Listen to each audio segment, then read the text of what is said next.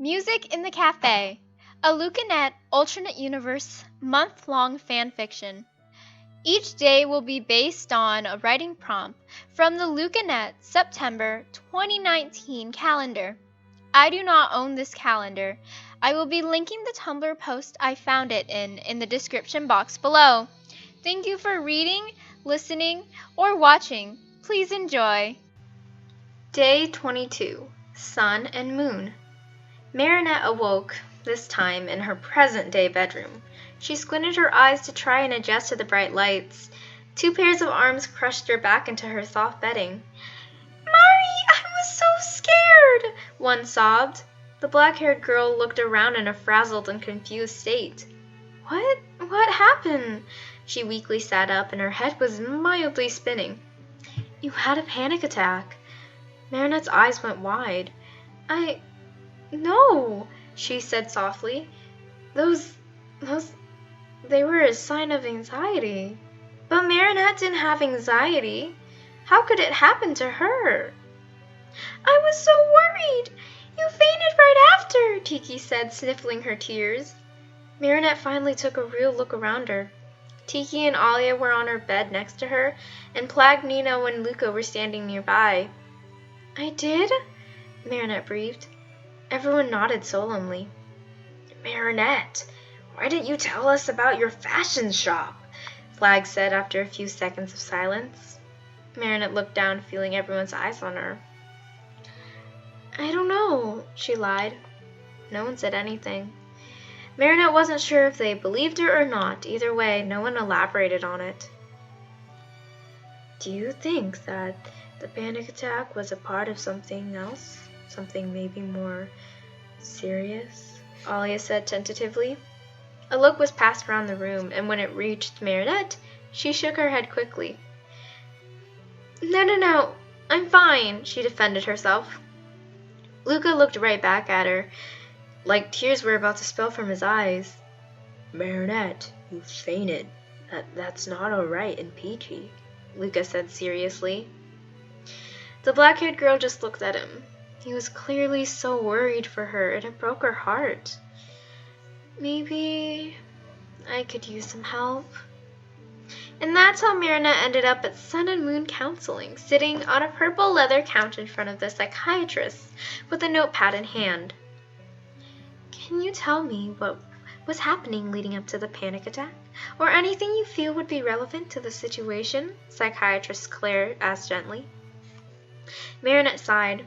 Yeah, she had promised Luca and the rest of her friends yesterday that she'd go and try and figure out what happened, but now that she was there, she really didn't even want to say a single thing. I was telling my friend about an online shop that I tried to start, but it didn't work," Marinette said slowly. Claire nodded. "Over the phone, your friend Tiki, is it? She mentioned that you were distraught and that the shop was not being as successful as you hoped. Perhaps that was more of an issue than you thought," Claire said again. Marinette sighed. Would it kill not to talk about that wretched shop? Yeah, Marinette said quickly.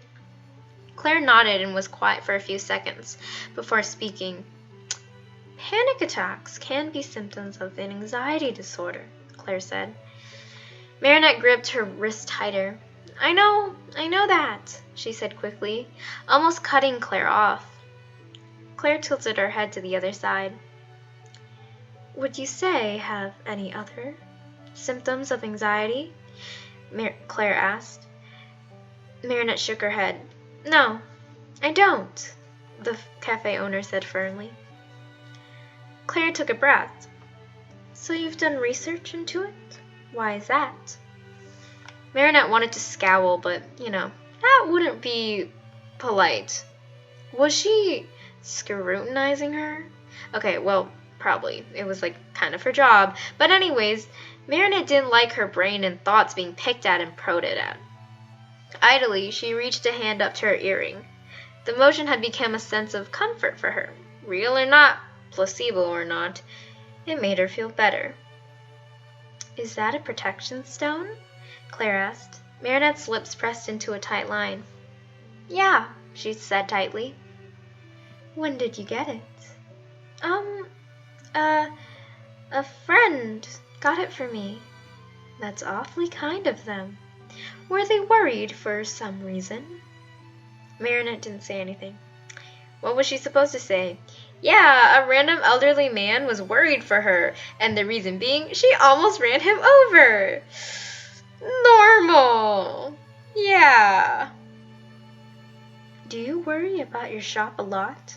Claire switched the topics quickly. Marinette sighed. It's not really a shop anymore. I shut it down. Why is that? People don't think...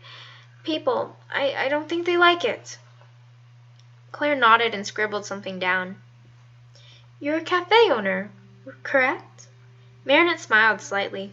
Finally, a topic she was proud of. Yeah, Ladybug's Coffee, she said brightly. Claire smiled back. I believe I've been there before. It is an excellent place. You have much to be proud of, Claire said kindly. Marinette beamed back. Thank you. Claire set down the notebook on her lap and folded her hands over it. It is your first session. Perhaps we should lay off the tougher questions. Tell me a bit about yourself, Claire said. Marinette shrugged. All right. I'm 22. I'll be 23 next year. I have a best friend named Alia, who I met in middle school. I also met my friend Tiki in middle school as well. I own a cafe, but you know that. Now, at least, my parents own a bakery, so I grew up cooking and baking all the time. It's my second favorite leisure activity. Claire nodded along as Marinette spoke.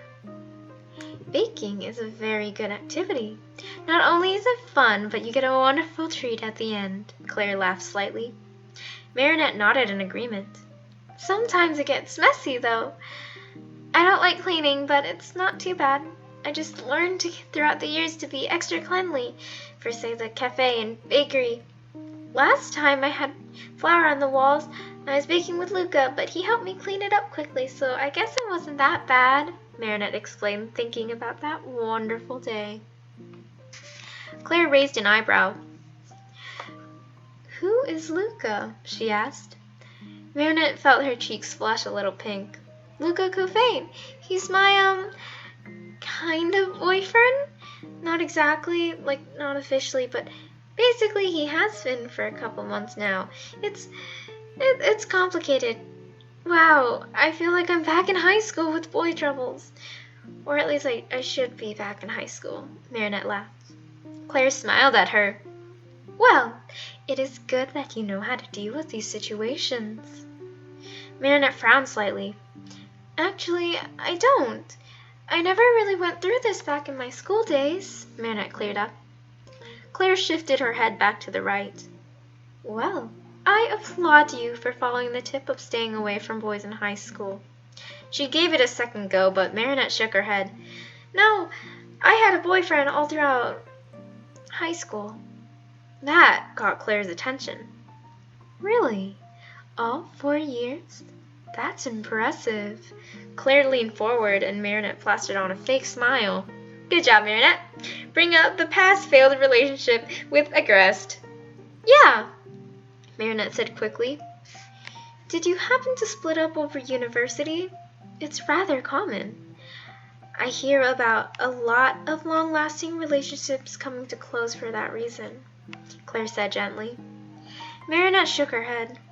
No, we ended things long after school. Again, impressive. How long ago was it? I was 20. 15 to 20? You are built for long-lasting relationships, aren't you? I will take it he was not the only one. I take it he's the only other one. Actually, I was 14 when we started dating, and yeah, I decided to end things when he was being unfaithful. Claire frowned. Oh dear. I am sorry that happened to you. The worst things happen to the best of people, she said solemnly. Marinette smiled slightly. She was used to that. Oh, I'm sorry, and grappling hugs. And it was even worse when people found out why the almighty Adrian Agreste was said boyfriend, and she was the reason he announced that he would never date again. It was a miracle Claire didn't realize it. It's okay, Marinette said, but Claire shook her head at that. It never is, Claire stated.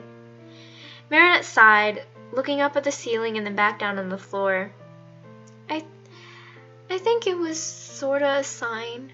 It wasn't exactly the healthiest relationship the last year or so. I just kept holding on, and that was just the final straw that got me to leave, Marinette explained. To be honest, Marinette still didn't know if it was a blessing or a curse.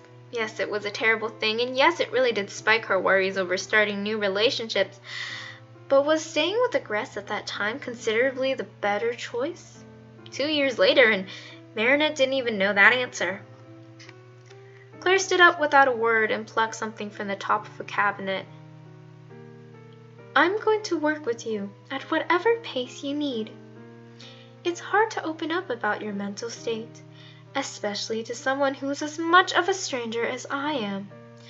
It's going to take some time to trust me, to tell me, and to understand. I know that, and I will work with that. Claire walked over to hand out a small, plain gray rock in her hand. Think of it like this. Rocks are hard and differently shaped, colored, and created. It's unique. It's difficult to break a rock. It takes work and time and love and care to cleanly break a rock. But when you do, something beautiful is found. She turned it over to reveal a beautiful purple crystal inside. Your mind is like this in a way. It's beautiful. It makes you who you are. But sometimes it's covered by a barrier. If you're gentle, if you're patient, you can break through the barrier to the crystals, polish them up a little, and make them shine. Claire smiled down at Marinette, who just sat there silently. You may have it.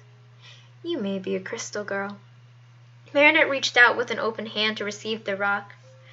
Curling her fingers around it, she smiled graciously at Claire. Maybe therapy wasn't so bad. Maybe it was what she needed.